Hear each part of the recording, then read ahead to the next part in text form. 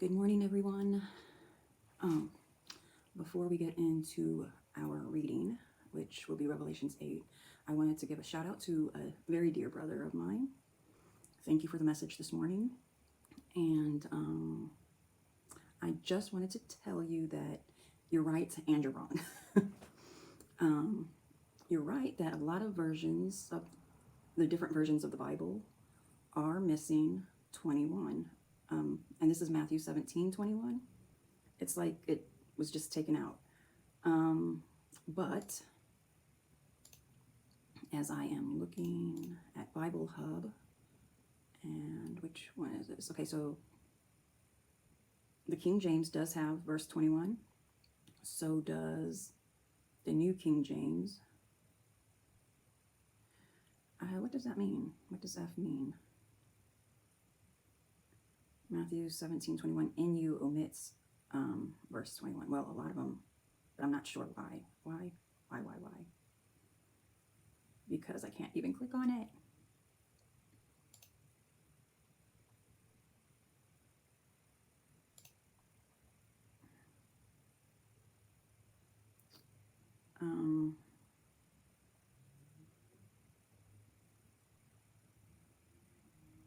You guys, that's very strange. Okay, so I'm going to read. I apologize for getting off the topic this morning, but I wanted to see what he was talking about. And so let me go to the King James Bible so I can read it out to you. He was talking about the message that my brother sent out was about healing the body, through fasting and prayer, and that it had been removed from the Bibles. Now, when through different languages and doing a literal translation, there can always be different outcomes, I guess you can say. So a literal translation of those words translates to this, and then I guess a literal would be kind of maybe also interjecting what you think it says. So, okay. So the verse was Matthew 17:21. Howbeit, this kind goeth not out but by prayer and fasting. So I will read right above it, verse 20. And Jesus said unto them, because of your unbelief, for verily I say unto you, if ye have faith as a grain of a mustard seed, ye shall say unto this mountain, remove hence to yonder place, and it shall remove, and nothing shall be impossible unto you. Howbeit, this kind goeth not out Howbeit, this kind goeth not out but by prayer and fasting.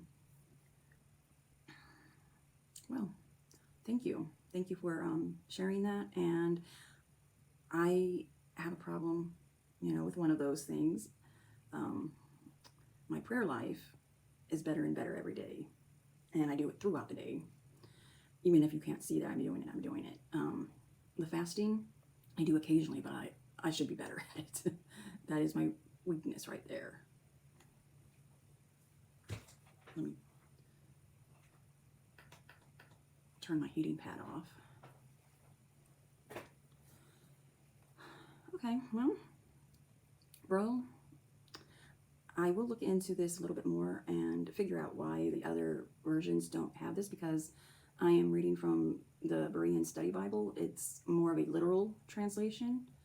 So I'll try to figure out if that verse was just inserted in the King James because it's what they think, or if it's more literal.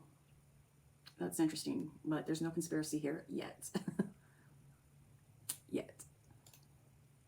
I know we all like to jump on that bandwagon. There are a lot of things that are being changed within books, and you only know this through the Holy Spirit. And then another witness can be if you've read something yourself, and then later on it's changed completely. And I have seen that. Plus, I have kids that were in school after I was in school, and the public school system is doing them no justice. And I know that they were being taught something totally different than I was being taught about the same histories. So I had to go searching for older books, and the sad thing, guys, is that they're digitizing even the old stuff. And so when they do finally get rid of books out of the average person's hands, you're not going to know. No, you're just not going to know, because they have already started changing some of those books. And I have witnessed this. So it's not a lie. It's not a conspiracy. They are doing it. And so if everything's on a mobile device, you're just not going to know. I think that's probably why I have not been looking at a lot of news and videos and that sort of thing, because I know there's a lot of AI YouTube channels out there, and then they're throwing up even the mainstream media, which have always been suspicious. Just saying, they also have been throwing out old news and making it new news. And so remember the video I did yesterday about spiritual warfare. Okay, so we're going to get into Revelations 8. When the Lamb opened the seventh seal, there was silence in heaven for about half an hour, and I saw the 7 angels who stand before God, and they were given 7 trumpets. Then another angel who had a golden censer came and stood at the altar. He was given much incense to offer, along with the prayers of all the saints, on the golden altar before the throne. And the smoke of the incense, together with the prayers of the saints, rose up before God from the hand of the angel. Then the angel took the censer, filled it with fire from the altar, and hurled it to the earth. And there were peals of thunder, and rumblings, and flashes of lightning, and an earthquake. How about all those earthquakes lately? Japan just got hit again with a big one. They are ramping up. And the 7 angels with the 7 trumpets prepared to sound them. Then the first angel sounded his trumpet, and hail and fire mixed with blood were hurled down upon the earth. A third of the earth was burned up along. Okay, I'm going to read that again. So remember, I think it was the first or second day that I started reading Revelations, and I said, I thought this said a third would be burned up. Here it is. So we're in chapter 8. So I'll start back at 7, verse 7 again. Then the first angel sounded his trumpet, and hail and fire mixed with blood were hurled down upon the earth. A third of the earth was burned up, along with a third of the trees and all the green grass. So a third of the earth, trees, and grass were burned up. Then the second angel sounded his trumpet, and something like a great mountain burning with fire was thrown into the sea. Maybe like a volcano? I don't know. That's kind of what I would think, because it says like a great mountain burning. Well, volcanoes burn, they erupt, and it says it was thrown into the sea. A third of the sea turned to blood. A third of the living creatures in the sea died, and a third of the ships were destroyed. So back in the beginning, it said not to touch anything until the saints had been marked in their foreheads.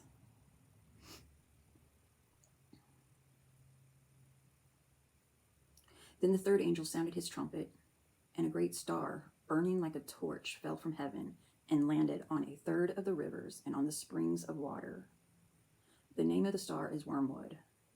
A third of the waters turned bitter like wormwood oil, and many people died from the bitter waters.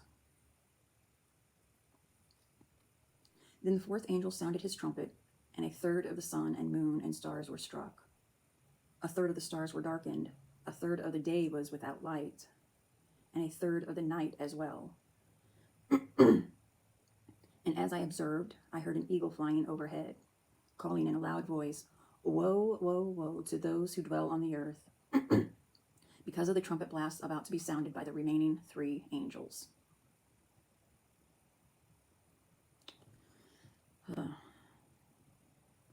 So I was reading something yesterday. I don't think it has much to do with what I just read, but there are people, now I take the word of God to be true. There are things that I take literal, as in a lot of histories were literal, that they were telling us, but also I take it in a spiritual context, and sometimes they are a representation of something. And so I have to do a lot of praying, because sometimes, I'll get into these conversations, and then all of a sudden, because the question has already been there and asked, and then I'll just be talking with someone, and then the light bulb goes off because of whatever was being talked about. So, I've heard of wormwood throughout as a kid, because of the scriptures. What it is exactly, I don't know, but we can find out.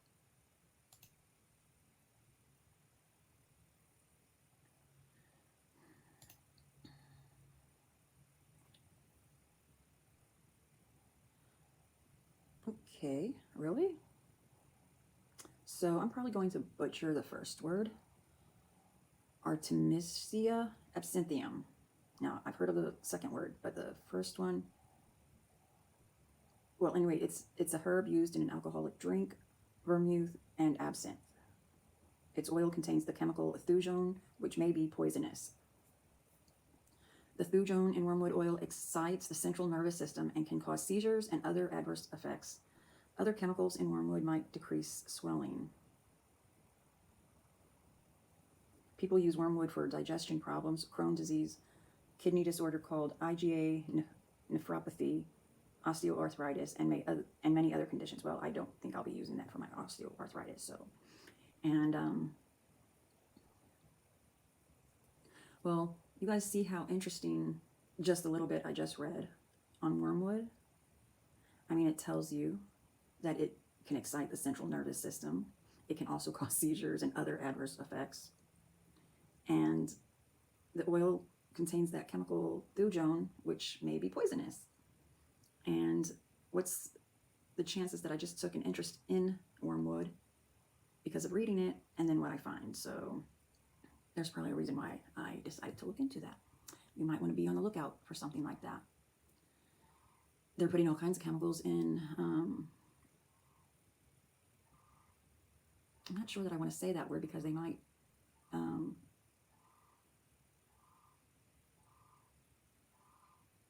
give me a strike on that.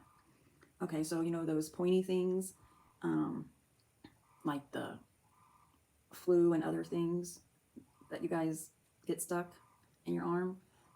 Some of the chemicals that they put in those, you don't want in your body.